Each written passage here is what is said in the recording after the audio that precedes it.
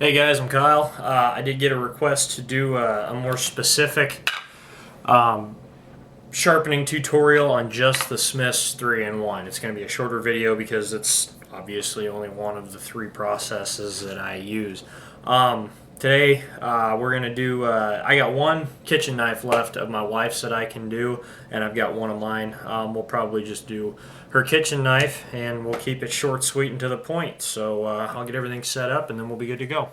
All right, so I've got one of my knives here. It's my wife's Chicago cutlery. This is her actual paring knife out of the bunch. As you can see, it's really not in too bad a shape. It does cut decent. It's not great. This is the last knife out of the bunch that I just didn't sharpen. There's nothing wrong with it particularly. There's no big dings in it or anything. It's just time for refreshing sharpen. So if this knife were dinged up or anything like that, and all I had was this 3-in-1 sharpener, a lot of you guys don't like it, I know, but there's a pull-through carbide sharpener on this right here. And it removes some metal and it removes it quick, but you're going to have to spend more time on the diamond taking out the scratches that it leaves. So what you'd want to do is get it in there as deep as you can. And you don't want to use too much pressure, but you just want to slide it back across there, and it'll cut some steel off the bevel of the knife. So I'm not going to do it real hard on this one because I don't need to, but you just set it down in there, use a little bit of pressure, and drag it back, and you'll feel it cutting the knife. In fact, you're probably going to have to put some effort into pulling it. So you do that usually just once, maybe twice if it's bad. Just whatever it takes to get the majority of the dings out. You don't need to get them all out because you've still got a diamond stone here that you can do some grinding on. So zoom in just a little bit here. Maybe it'll make it a little easier.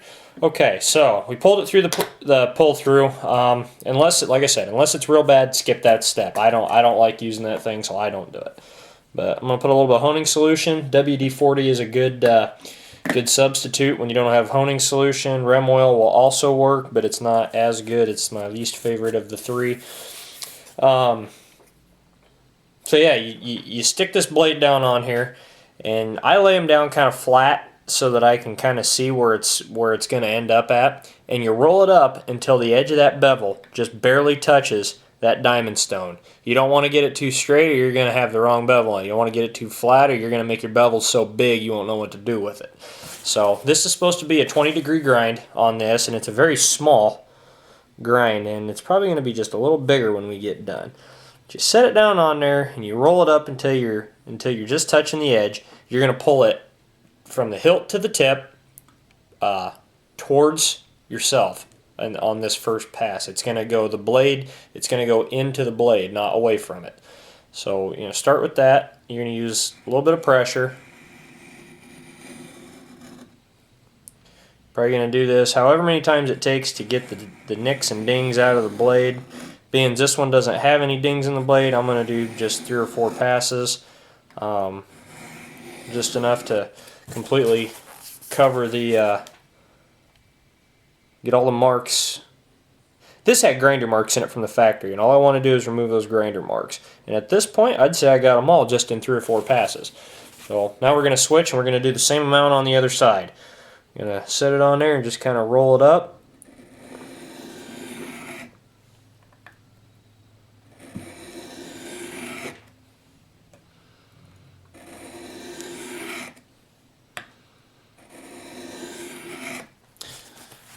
Take a look at it here. Get it into the light real good where you can see it. That doesn't look too terrible. I don't know if you guys can see that edge or not.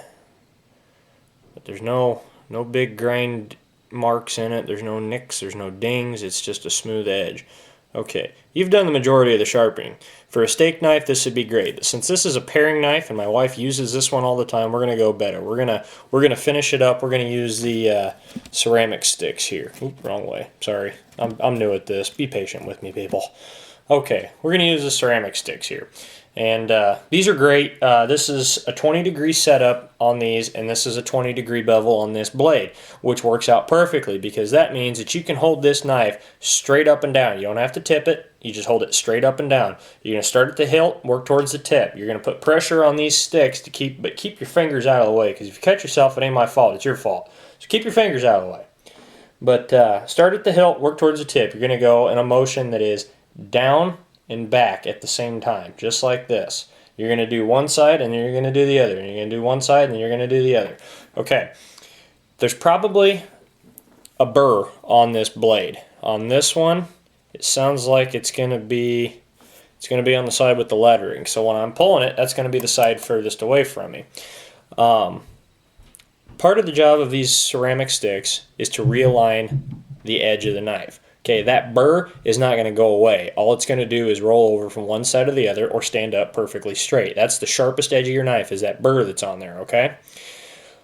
When I start to drag this, it's going to sound heavier on this side than it is on this side. You'll have a deeper tone. It'll sound different. It'll pull a little harder. That's because that ceramic is realigning this edge, and you're going to do this back and forth until those feel the same, and then you're going to give it just a couple more just to hone it properly. I don't use any solution on these, but I clean them with solution, because you do have to keep these clean. These do remove a small amount of material, nothing like a hard stone or a regular grindstone or a diamond wool, but they do remove some material, but not much. Their primary job is to buff and realign. So we're going to start with the side with the burr on it, and we're going to move from the hilt to the tip.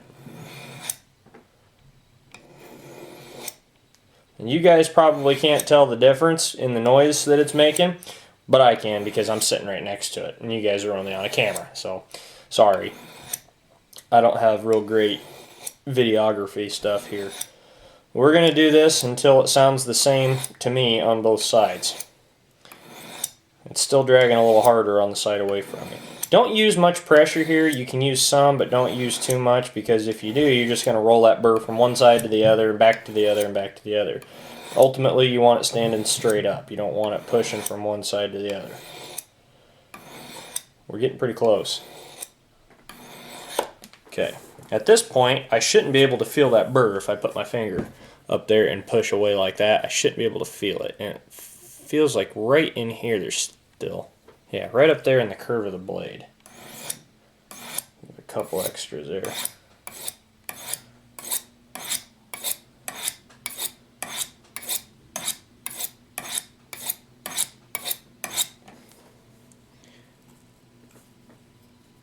Yeah, that feels good. I can't feel the burr on either side of the blade. It must be sticking straight up and down. At this point, this knife is probably as sharp as this sharpener is ever going to get it, which is pretty darn good. It's more than acceptable for most people's knives, even your EDC.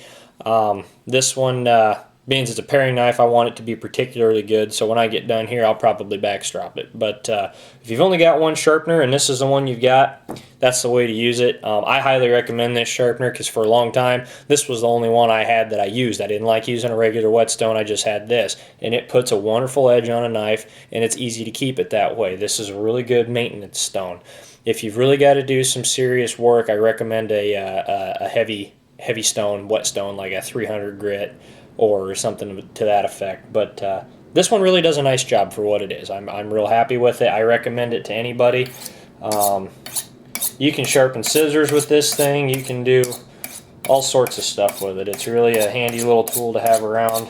I'd recommend it to anyone. So that's how you use it. That's how you use it properly. If you've got any further questions, you can always send me a message on Reddit, or find me on Facebook. You know, my information's here on the YouTube page. So thanks, guys.